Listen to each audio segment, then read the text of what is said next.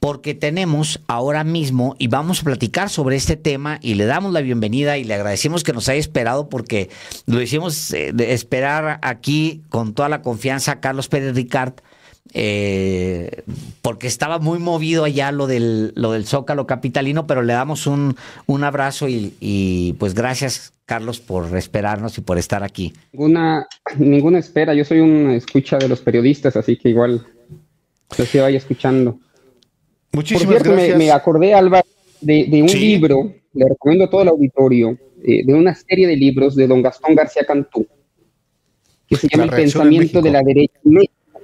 Son Sí. 6 tomos, lo tengo acá, o 6 Sí. u 8 tomos, del Sí. pensamiento de la derecha desde independencia hasta los años 80, mostrando las continuidades, así cuando hablabas tú de los apátridas, y decía Alejandro, bueno, ya se murieron, no, en realidad sí se murieron, pero el pensamiento tiene líneas de continuidad, desde Iturbide, la contrarreforma, los santanistas antes, luego los contrarrevolucionarios, los porfiristas, hasta los empresarios de los años 70 que protestaban contra contra la vacunación, contra los libros de texto. Libros Es de decir, texto.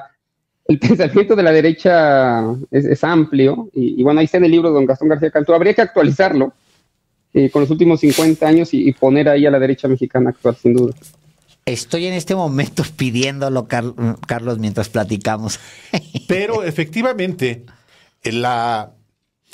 digamos que la tradición de la derecha y la derecha de la tradición y del pensamiento reaccionario, pues está muy arraigado en nuestro país y en efecto no es un asunto del pasado, es un asunto muy presente.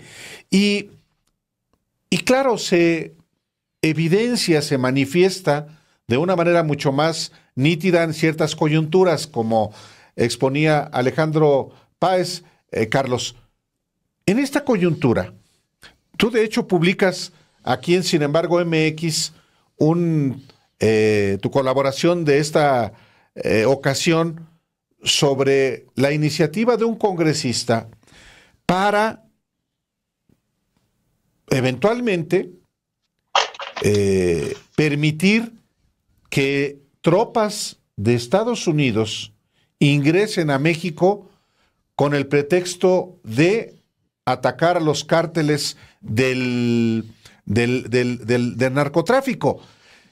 Más allá de la coyuntura, más allá de si la Casa Blanca hoy ya dijo que es un asunto de los republicanos, ¿tú cómo valoras, cómo ponderas este episodio, Carlos Pérez Ricard? Miren, ¿qué les parece si recapitulamos para que el auditorio lo tenga claro y fresco?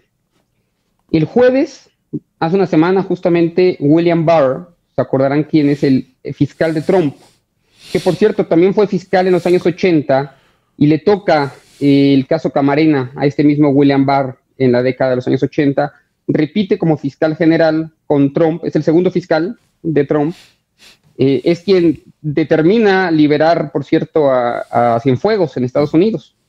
Entonces ahora es muy crítico de México, pero cuando tuvo la oportunidad, en todo caso, de tener a Cienfuegos en la Fiscalía de Nueva York, él es de los que decide, después de hablar con Ebrard, enviarlo de vuelta para México. Es el mismo personaje, William Barr. Bueno, este señor escribe una columna en el diario The Wall Street Journal hace una semana. Muy celebrada en México. Muy celebrada por quienes se quejaban del juicio de García Luna. O sea, también hay mucho, o sea, ahora sí lo celebran, pero hace 2 semanas callaban, ¿no? Bueno, esta gente, William Barr, escribe el artículo en Wall Street Journal y refiere a una iniciativa de 16 congresistas, en particular de 2, pero apoyada por 16 congresistas.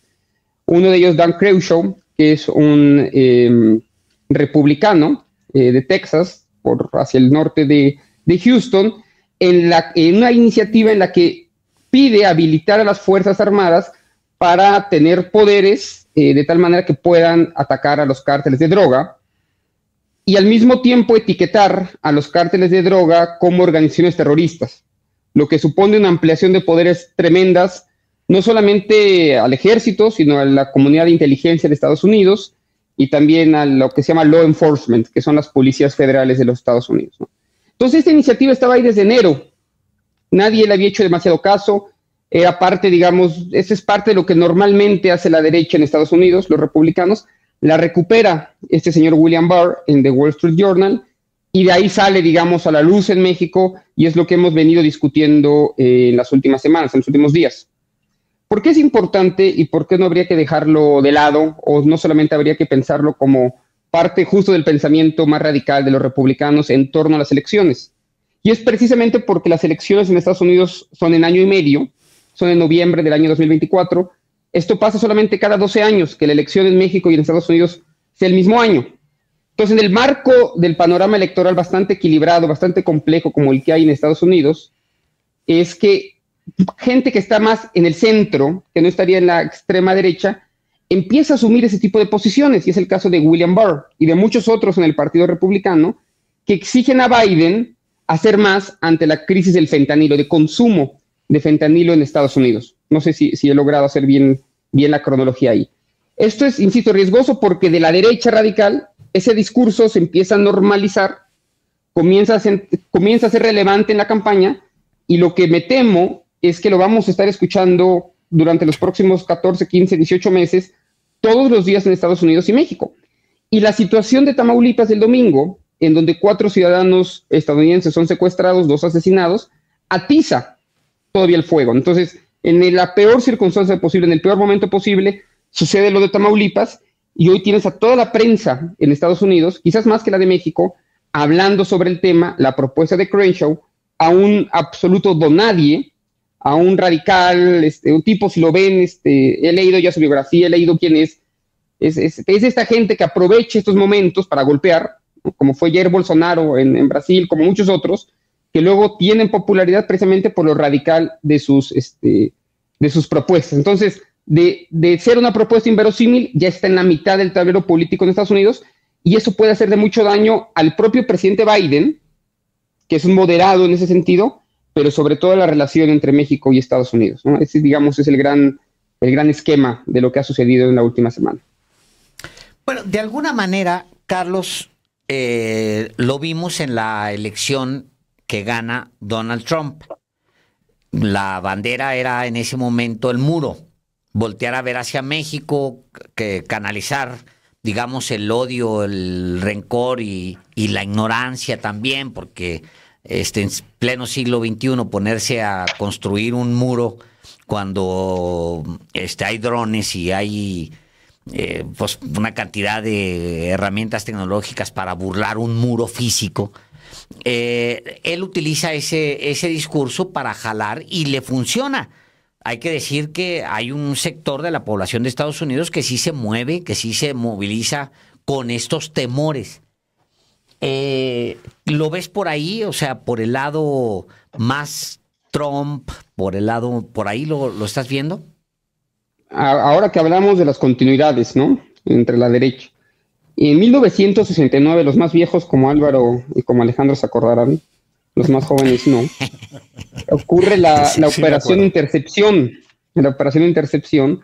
en la que Nixon envía a detener prácticamente todo el tráfico de mercancías, de absolutamente todo, la frontera entre México y Estados Unidos, so pretexto de detener la droga. Era parte de la campaña electoral de Nixon. En 85, un tema que ya hemos revisado aquí en Los Periodistas varias veces, el caso Camarena, es parte de la campaña electoral. 2016 es parte de la campaña electoral. El muro, era el muro, hoy es el fentanilo. Es decir, siempre México aparece, ya sea como tema de inmigración, ya sea como tema de drogas, ya sea con tema de trabajo, de seguridad, aparece de alguna manera para buscar precisamente el germen más nacionalista, más populista de la política de Estados Unidos, antimigrante, antimexicano, porque es ahí donde hay votos. En un panorama, insisto, bastante equilibrado entre republicanos y demócratas, atacar a México vende. Que México sea una piñata vende. Atacar a México es negocio en la campaña electoral de los republicanos, sobre todo en el sur, ¿no? Y este señor Crenshaw, siendo congresista de Texas, le conviene, aunque sea solamente para sus números, no importa que no vaya a ganar algo más que eso, para sus propios números. Pero el peligro no es ese, el peligro es que, insisto, el paso a la estupidez, el paso a la locura, es la normalización de un pensamiento que primero está en los extremos y luego cada vez se va volviendo más aceptable o más agradable, ¿no? Decía en el artículo que publiqué con ustedes, sin embargo, que en realidad no tiene ningún sentido, porque lo que están planteando es atacar a los cárteles de droga, incluso con misiles, con soldados en México. Cárteles de droga precisamente existen y subsisten con las armas que se les habilita a través del comercio legal de armas en Estados Unidos. 600 armas diarias que cruzan la frontera. Entonces, este señor, que además es parte del lobby de armas, Dan Crenshaw, republicano, que es parte del negocio de las armas, que envían 600 armas diarios a México, ¿sí? No sé cuánto, creo que son 3 cada minuto, que entran a México, según cálculos muy conservador, pretende combatirlos. Es el negocio perfecto, ¿no? Tú negocias a partir de la industria armamentista. Por otro lado, te haces el defensor de los ciudadanos que consumen fentanilo como si fueran obligados a consumir fentanilo, ¿no? Y luego invitas, digamos, a las Fuerzas Armadas a intervenir. Es la locura total. Insisto, no habría que tomarla demasiado en serio, porque justamente son estos radicales, pero lo que me asusta un poco es que esto vaya a convertirse en parte de la campaña electoral mainstream en Estados Unidos en los próximos meses. El problema es que no solamente será en la campaña de Estados Unidos, también en México eso tiene un efecto. De hecho, parte de la narrativa de la derecha en nuestro país, esa derecha que encabeza Claudio X González, tiene que ver con la lógica también de los conservadores estadounidenses. Y aquí repiten en todos los espacios mediáticos que tienen, que son muchísimos, precisamente esa narrativa. Obviamente lo hacen con el propósito de llevar, ahora sí que agua a su molino, con el propósito de exhibir, según ellos, al gobierno de López Obrador como cómplice de los cárteles, pero lo riesgoso en ese sentido es que se sincronizan las narrativas de los conservadores de allá y los conservadores de aquí. Y así como, digamos, en Estados Unidos puede haber una situación inconveniente para Biden, eventualmente también una situación inconveniente, por lo menos desde el punto de vista mediático, para el gobierno de México. No, sin duda, el pensamiento conservador no se acaba ni comienza del Río Bravo, ¿no? Hay que verlo desde una perspectiva mucho más tradicional, con muchas alianzas que evidentemente ahí existen. Creo, sin embargo, Álvaro, que lo que vimos hace 3 semanas, con el juicio de Genaro García Luna, sí, pues prácticamente elimina, o por lo menos por mucho tiempo, tendrán que estar callados quienes hoy vienen con esos argumentos después de lo que se vivió del periodo 2006-2012. No, yo creo que es de tal magnitud lo que sucedió, creo que lo hablamos ya en algún momento sí, aquí con el auditorio y con ustedes, fue de tal magnitud lo que sucedió en Nueva York hace 3 semanas, que obliga a reescribir la historia política contemporánea de México. No es que lo que se hubiese escrito antes no valiera la pena, por supuesto que vale la pena, tú has escrito mucho de eso, Álvaro, pero ante la nueva evidencia, ante lo que sabemos hoy, y ante el juicio y ante la declaración de culpabilidad de Genaro García Luna, yo creo que cualquier argumento que se pueda venir en torno a esto, Álvaro, hoy la verdad es débil o muy débil, ¿no? Va a pasar muchos meses, muchos años en la que puedan volver con ese argumento, ¿no? Como que este argumento de que Andrés Manuel tiene nexo con el crimen organizado y estos inventos que vienen de aquí por allá, pues se los cree muy poca gente ya. Me parece que la evidencia es suficiente y la gente también aprende a distinguir la buena información de la que no es buena información. Ese es mi parecer.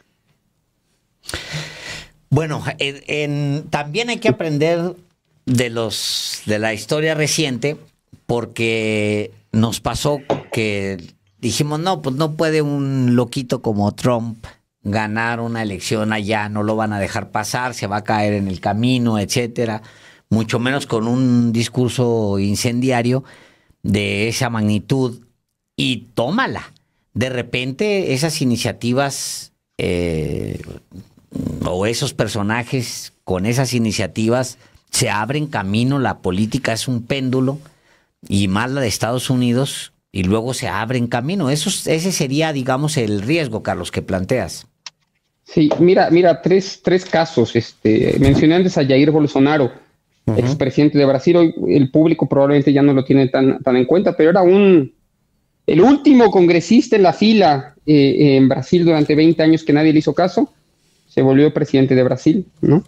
Bukele, quien hace 8 años no existía, hace 6 años no existía en el panorama electoral en América Latina, se vuelve presidente de El Salvador y hoy quizás líder de la nueva derecha en América Latina, y falta poco para que nazca su semejante en México, por cierto. Va a crecer y va a crearse, y hay que combatirlo. Y en Estados Unidos, un personaje que vamos a empezar a escuchar mucho más de él, me parece que va a ser el candidato republicano a la presidencia de Estados Unidos por encima de Trump, se llama Ron DeSantis, es el gobernador de la Florida, quien ya le lleva varios puntos de ventaja a Trump. Es un tipo mucho más conservador, con discursos anti-inmigrantes del mismo tipo que los tiene Donald Trump, pero sin, digamos, el déficit electoral que ya tiene Trump. Entonces yo veo de verdad en los próximos meses, observo mucho la política de Estados Unidos, que este personaje y mucha gente a su alrededor va a comenzar a comprar esta idea de que los cárteles de droga son organizaciones terroristas, lo cual, por cierto, no tiene ningún sentido. Los cárteles de droga tienen un comportamiento de red, un funcionamiento de red. No puedes acabarlos a misiles, ¿no? Las organizaciones terroristas son muy jerárquicas. Son dos animales completamente distintos, pero bueno, van a intentar señalar que los cárteles de droga son organizaciones terroristas y eso habilitará potencialmente la posibilidad de este tipo de ataques. Pero cualquier persona que conozca poquito de crimen organizado y estudiado seguridad reconoce que son dos animales distintos, tráfico de drogas y organizaciones terroristas, que no se atacan por los mismos medios. Es como la primera clase que uno tiene cuando empieza a estudiar ese tipo de cosas, pero políticamente puede ser muy apetecible para los republicanos, y la vamos a ver mucho ese tema en el año 2024, y espero que estemos aquí para conversarlo, cómo se va a ir desarrollando el tema. Así que está bien ponerle atención. No hay que tomarlo en serio en su complejidad, pero hay que poner atención como fenómeno social, como fenómeno populista, que sí vamos a estar viendo en Estados Unidos en los próximos meses. Pues, Carlos Pérez Ricard, como siempre, un enorme gusto tenerte aquí en Los Periodistas, y pues gracias doblemente por la espera. Gracias. No, yo aquí lo sigo escuchando en la casa. Les agradezco mucho. Muchísimas gracias, Carlos. Muy bien. Hasta luego. Un abrazo muy grande.